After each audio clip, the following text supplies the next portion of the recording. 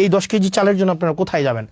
বড় শালগড়ে আপনি এই 10 কেজি চাল দিবেন 978 জনকে, 978 জনকে 10 কেজি করে চাল দিবে। এটা হচ্ছে বড় শালগড়ে। এটা দায়িত্বে কে আছেন?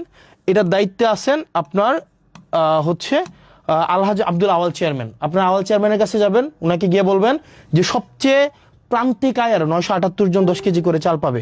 ইসুফপুরে পাবে জাকারিয়া চেয়ারম্যান, উনি 1076 জনকে 1076 জনকে 10 কেজি করে চাল দিবেন। তারপর হচ্ছে রসুলপুরে পাবেন শাহজাহান চেয়ারম্যান, উনি দিবেন 1222 জনকে 1222 জনকে। মুকুল চেয়ারম্যান সুবিলি ইউনিয়নে উনি দিবেন 1173 জনকে। আপনার ফতেহাবাদে দিবে সালাউদ্দিন ভারপ্রাপ্ত চেয়ারম্যান, উনি দিবেন 2234 জনকে। নুরুল আমিন এলাহাবাদের উনি দিবেন 1550 জনকে। জাহিদ দিবেন 1442 জনকে। মহিউদ্দিন মাহমুদ দিবেন 1079 জনকে।